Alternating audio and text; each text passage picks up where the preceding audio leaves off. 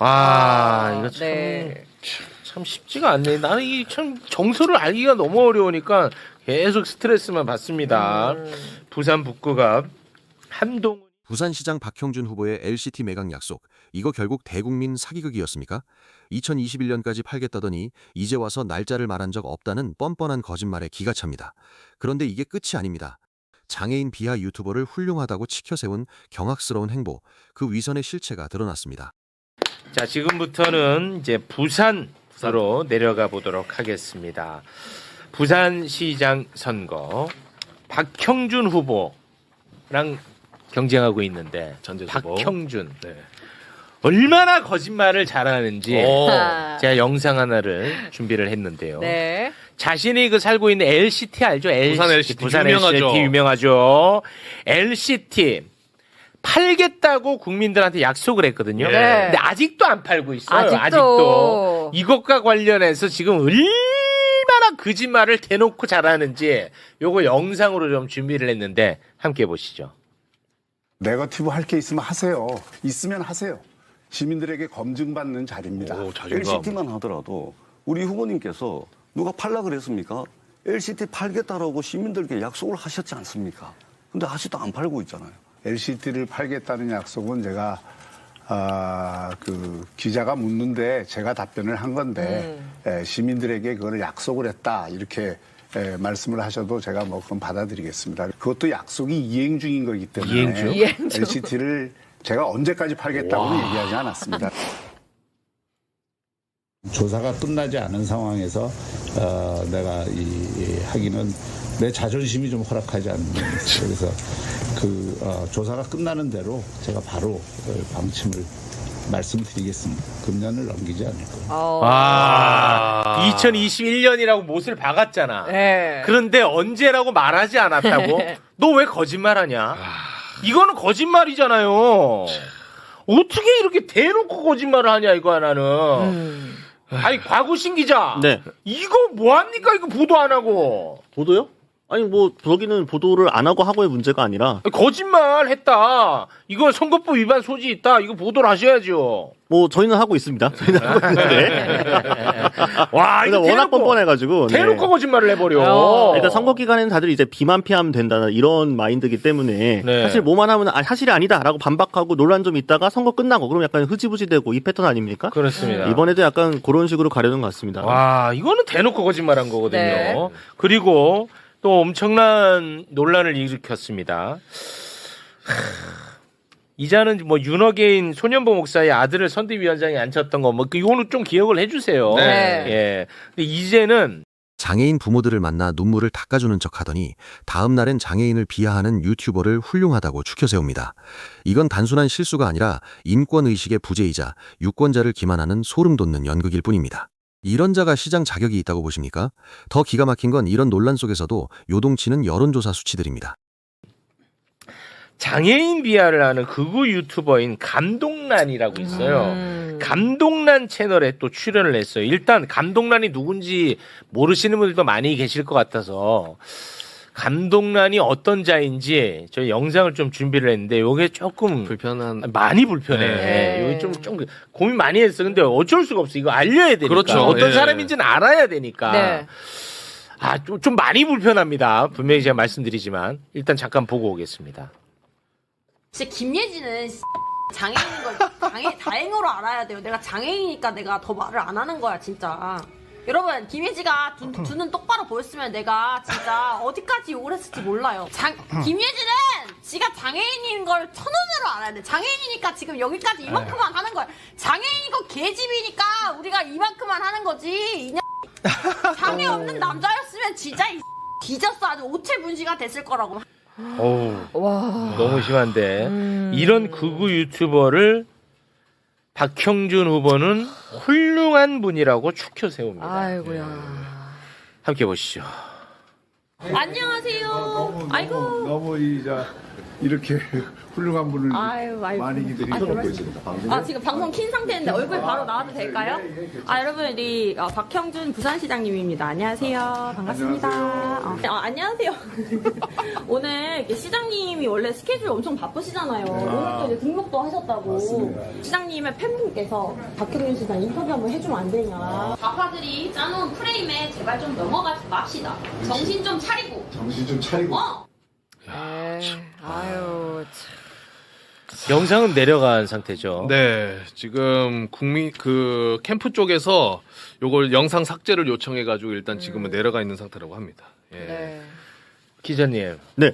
이거는 어떻게 된 겁니까 이거? 근데 사실 어느 정도 예고가 됐던 게요. 감동란 씨 관련해가지고 국민의힘과 연결된 게 보니 처음이 아니잖아요. 작년 같은데 기억하실 텐데 박민영 미디어 대변인이 이 자리에 나가가지고 장애인 비하면서 특히 자당의 이제 김예지 의원을 함께 비난을 했었죠. 네. 같이 했죠. 그것 때문에 논란이 굉장히 크게 됐었는데 그때 송원석 원내대표가 뭐라 그랬냐. 이런 자그마한 일에 왜 그렇게 맞아요. 집착해서 기사를 쓰느냐라는 식으로 안고 갔죠. 오히려 질문을 하는 기자들한테 뭐라고 했단 말이죠. 네. 그리고 실제로 박민영 대변인 뭐 재임명 하냐 마냐 논란이 됐었지만 결국 그대로 임기가 연장되지 않았습니까? 네. 그때부터 어떻게 보면 저 채널은 국민의힘의 인증을 받은 거예요. 나가도 된다. 나가도 크게 데미지가 없다. 오히려 이제 소위 말하는 이제 극우 강성지층한테 호소할 만 하니까 홍보팀에서 아무 생각 없이 짰다가 저렇게 부랴부랴 회수하게 되는 그림이 나온 거죠. 정말 만약에 진짜 민주당에 아주 그냥 중량감 있는 후보 말고 유명하지 않은 후보 중에 한 명이라도 이런 짓을 했다. 그러면 전체 선거판을 뒤흔들어서 맞아요. 이거 뭐 볼 것도 예. 없죠. 예. 근데 이거는 그렇게 또 안 되네. 그러니까. 그리고 더 지금 비판받는 포인트 중에 하나가 저 방송 전날에 박형준 후보가 전국 장애인 부모연대 부산지부 또 부산 장애인 부모회를 만나가지고 또 청취를 했어요. 그래놓고 그 다음날에 장애인 비하한 유튜버랑 같이 방송을 하는 모습에 진정성이 네. 없다는 거지. 예. ARS와 전화 면접의 격차가 말해주는 건 명확합니다. 보수층은 결집하고 있고 진보층은 응답을 주저하는 꼴입니다. 대통령 지지율이 영남권 상승세를 타고 60.5%까지 반등했다는 건 야권에겐 비상사태나 다름없습니다. 하지만 진짜 전쟁터는 여기가 아닙니다. 한동훈이 등판한 부산 북구 앞, 거기서 벌어지는 배신과 암투는 상상을 초월하는 수준입니다. 이 민심은 뭐 이 정도 되면은 네. 한 100대 0 돼야 되는 거 아닌가 싶은데 어떻습니까? 오늘 여론사 꽃에서 오늘 발표한 건 아닌데 이제 5월 12일, 13일 최근에 발표한 걸 보시면은 네. 그 전재수 후보가 박형준 후보를 한 10% 포인트가량 여전히 앞서고 있습니다. 그런데 한국 갤럽 조사에서 전화 면접으로 한 조사에서는 최근에 이보다 한 하루 앞서서 조사한 건데 한 2% 포인트 격차로 줄어든 것도 있었어요. 아이고. 그렇기 때문에 어떡해. 조사기관마다 좀 격차가 계속 유지가 되는 곳이 있는가 하면 조금씩 줄어들어가지고 오차 범위 내 접전을 벌이는 결과들도 있는데 이제 전문가들의 예측은 대체로 한 자릿수 차이로 이 승패가 갈릴 가능성이 높기 때문에 저렇게도 한 자릿수. 네, 그러니까 지난 대선 때 이재명 후보가 열심히 하고 탄핵 또 계엄 국면에서도 영남권에서 50% 넘기지 못했거든요.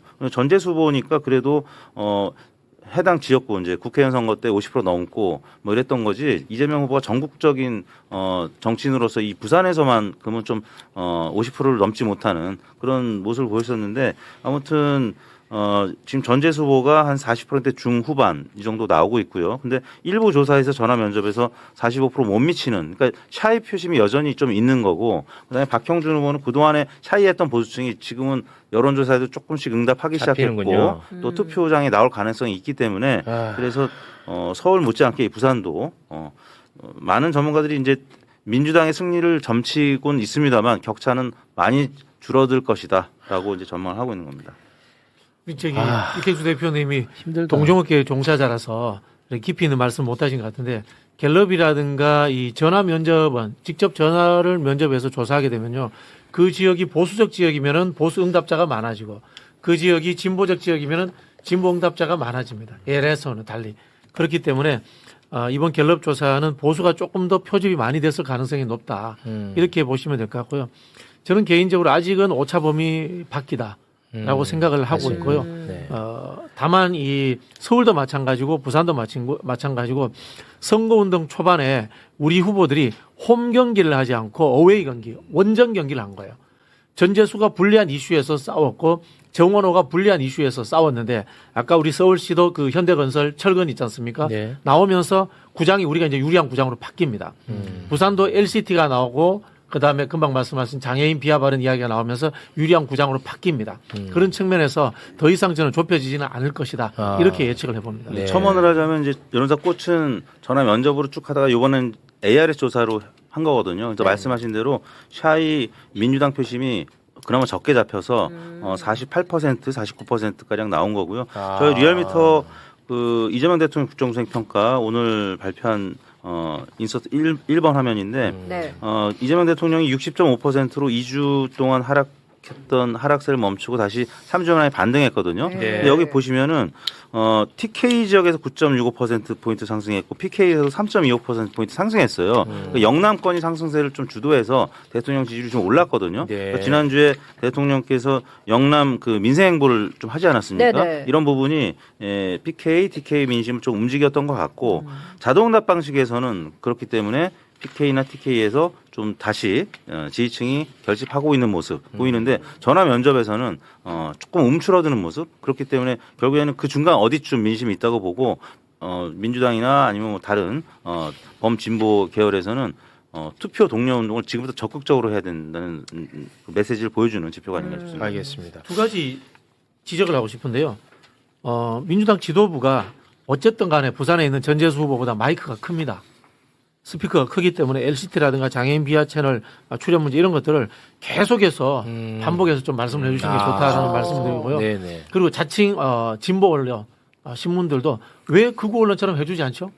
이런 이야기도 좀 드리고 싶습니다. 반복해서 좀 헤드라인 뽑아주시고 할 필요 있지 않습니까? 네. 저도 좀 많이 아쉬운 대목이에요. 그게 또 그렇게 하면은 언론 이제 진보 언론이 자기들이 뭔가 좀 편향적이라고 생각을 하는 것 같아. 그래서 민주당한테 약간 좀 역차별이 가해지는 것 같아요. 제가 느끼기. 그걸 극복해야 되는 거예요. 언론도 자기 기조가 있습니다. 네. 제가 전에도 이 방송에서 이야기했는데 언론도 자기 방송에 기조가 있는 거잖아요. 그죠? 네. 그걸 지켜주시면 되는 거예요. 역사적 발전의 책무성을 동시에 같이 갖고 있는 거지. 네. 기계적 객관성을 가지고 있다면 뭐하러 언론사를 합니까 그거. 네, 알겠습니다. 부산 내려간 김에 제가 윤석열의 사람이라 자부하던 박민식은 이제 낙동강 오리알 신세입니다. 믿었던 서병수까지 한동훈 캠프로 달려가는 걸 보며 배신감에 치를 떨고 있을 겁니다. 단일화 압박은 거세지는데 본인의 정치 생명이 끝날 판이니 쉽게 물러설 리도 없죠. 이 진흙탕 싸움의 끝이 파멸일지 반전일지 이제 시선은 더 가관인 경기도 평택으로 향합니다. 항상 들르는 부산 북구갑 또 가봐야겠죠. 네. 네. 부산 북구갑은 어떤 상황인지 한번 좀 살펴볼까요? 제발 좀 부탁드릴게요. 네. 제발 한동훈만큼은 정말 네. 정말 제발. 제발. 부산 북갑이 점차 한동훈 후보의 2위 자리가 좀 명확해지고 있습니다. 최근 한국갤럽 조사가 이제 4번 인서트인데요. 네. 한동훈 후보가 29대 21로 박민식 후보를 조금 8%포인트 격차로 좀 벌린 조사가 있었고요. 네. 그다음에 오늘 발표된 여론사 꽃에서도 32대 21 3자 구도에서 그랬고 5번 인서트고요. 6번 인서트 보시면 또 양자 구도에서 한동훈 후보 쪽으로 좀 쏠림 현상이 조금 점차 나타나서 한동훈 대 하정우 하면 오차 범위 내에서 접전을 벌일 것으로. 그러니까 이게 두 가지로 봅니다. 첫 번째는 한동훈 후보를 국민의힘 당대표로 소개하면서 물론 전직이지만 여론사 초반에 조금 그렇게 갈래를 쳐준 여론조사가 몇 개 있었고요. 두 번째는 그 정영근 전 의원 이후에 또 서병수 전 의원까지 한동훈 캠프에 합류했다는 소식 때문에 그 지역 정가에서는 박민식보다는 한동훈이다 이런 정서가 지난번에 방송에서도 한번 소개를 해드린 적이 있습니다만 그래서 한동훈 쪽으로 조금 기울어가는 이런 모습이 있는데 다만 이제 박민식 후보 쪽으로 조금 기울어진다라고 하면 사실 단일화 가능성이 그래도 크진 않지만 조금 있을 법한데 한동훈 후보 쪽으로 기울어진다 그럼 박민식 후보는 도저히 단일화할 수 없는 상황이기 때문에 그냥 다자구도로 치러질 가능성이 있는 거고 다자구도에서는 하정우 후보가 크게 앞선 조사들이 대부분이었기 때문에 네. 차이가 있건 없건 그래서 다자구도의 가능성이 좀 커지고 있다 그러면 하정우 후보의 당선 가능성도 역시 더 커지고 있다라고 보여지는. 그러면 대목입니다. 뭐 역시 이제 단일화 이슈가 중요할 것 같은데 어떻습니까 지금 분위기가? 근데 사실 조광한 최고위원이 갑자기 한동훈 후보가 만약에 박민식 후보에게 단일화를 해주면 그걸 조건으로 복당을 검토할 수 있겠다 이런 말 하잖아요. 그렇습니다. 물론 이제 하자마자 개인 의견이라 선을 그었지만 당권파이자 이제 사실 친당권파가 별로 없어요. 장동혁 대표 친한 사람이 별로 없는데 조광한 최고위원 되게 희소한 사람이거든요. 이 사람이 이런 말을 했다는 것 자체가 박민식 후보로 돌파하기 어렵다라는 당내 분위기가 나오는 거죠. 그리고 박형준 후보도 사실은 한동훈 후보로의 단일화를 굉장히 원하고 있을 겁니다. 왜냐하면은 박형준 후보 지금 단독으로 본인에게 유리한 이슈를 만들 능력이 없어요. 근데 지금 유일하게 뭔가 이슈를 만들자고 한다면은 한동훈 후보 쪽으로 북갑에서 단일화가 되면 그거를 이슈로 삼아가지고 부산 선거까지 시장 선거에 영향을 주겠다. 뭐 그래서 그랬을 것 같네. 그러니까 예를 들면은 박형준 후보 계산에서는 부산 북갑에서 설사 하정우 후보하고 한동훈 후보의 1대1에서 하정우 후보가 되더라도 시장 선거는 그 바람 덕분에 본인이 도움을 좀 받으면 이길 수 있겠다. 이런 계산도 가능한 거거든요. 네. 그러니까 그런 그림까지 보고 있는 거기 때문에 이제 단일화 압박이 좀 커질 겁니다. 부산 의원들이나 박형준 후보나 박민식 후보에게. 그러나 박민식 후보는 또 장동혁 대표가 허락하지 않으면 네. 단일화할 수 없는 사람이기 때문에 네. 과연 장 대표가 이 단일화를 허락하느냐 마느냐 거기에 사실은 관전 포인트가 있다 볼 수 있겠죠. 그러니까 단일화 이야기가 나오면 나올수록 한동훈한테 더 이렇게 좀 몰리겠네. 그렇죠. 사실 한동훈 후보 입장에서는 가장 자신들이 원했던 그림으로 점점 가까워지고 있는 거죠. 진짜. 왜 그 그림으로 가? 부산 유권자들께서 우리가 네. 그냥 다뤄주지 말아야 돼요. 한동훈 욕하는 것조차도 한동훈한테 도움이 돼요. 우리가 그 정영근 관련 비판했던 것도 한동훈한테 도움이 됩니다. 그러면은 안 이제 그래도 저는 못 그럼 참아. 우리는 누가 어떻게 해야 되느냐? 못 참습니다 저는. 박민식의 대형 약점을 터뜨리세요. 박민식의 대형 약점이요? 예. 그 존재가 약점 아니에요? 윤석열 사람이잖아요. 뭐 그런 것들을 시리즈로 네. 해서 터뜨리든가. 본부 장관이었잖아. 박민식을 빨리 언론에 무대 위로 올려줘야 돼요. 이거 참, 네. 참 쉽지가 않네. 나는 이 참 정서를 알기가 너무 어려우니까 계속 스트레스만 받습니다. 부산 북구갑 한동훈이 박민식보다는 조금 더 우세를 보이고 있고. 진보 진영이 서로 잘났다고 싸우는 동안 보수는 물밑에서 황교안 사퇴라는 기습카드를 만지고 있습니다. 30%대 득표율로도 어부지리 당선이 가능해지는 시나리오. 이건 민주당과 조국혁신당의 자중질환이 불러온 자업자득입니다. 단일화가 정답이라 외치면서도 정작 자기 밥그릇은 못 내려놓는 위선. 이것이 평택을 넘어 이번 선거 전체를 관통하는 비극의 실체입니다. 고요. 그리고 아주 뜨거운 지역구로 가도록 하겠습니다. 지금 방송 시작한 지 1시간 45분이 지났는데 네. 처음부터 지금까지 전부 다 김용남 조국 김용남이에요. 댓글에 네. 조국 김용남 조국. 마치 내란을 이 두 사람이 일으켰나요? 뭐 맨날 이 얘기를 다뤄도 맞아. 김용남 네. 조국 김용남 지금 아주 난리가 났는데요. 네. 아까 스타벅스 다룰 때 잠깐 스타벅스 진짜 나 스타벅스, 불매한다. 그렇지. 몇 개 올려주시고 바로 김용남 조국 김용남 또 채팅으로. 아니 그 이 두 사람이 무슨 5.18을 네. 비하했습니까? 저는 진짜 스타벅스는 이제 안 갑니다. 저는 네. 개인적으로. 네. 나한테 진짜 그 기프티콘이라도 보내는 사람 맞아. 가만 안 둬. 맞아. 보내는 네. 것조차. 네, 보내지 마. 예. 스타벅스는 안 됩니다. 예. 자 그러면 평택을 여론조사 결과가 혹시 뭐 최근에 나온 게 네, 있습니까? 뭐 오늘 발표된 여론사 꽃. 오늘 발표됐어요? 네네, 5월 14일, 15일 지난 중후반 여론사를 한 곳인데요. 네. 역시 김영남 의원하고 조국 대표하고 조국 후보하고 계속 접전을 벌이는 것으로 나타났는데 우선 인서 7번 보시면 다자구도입니다.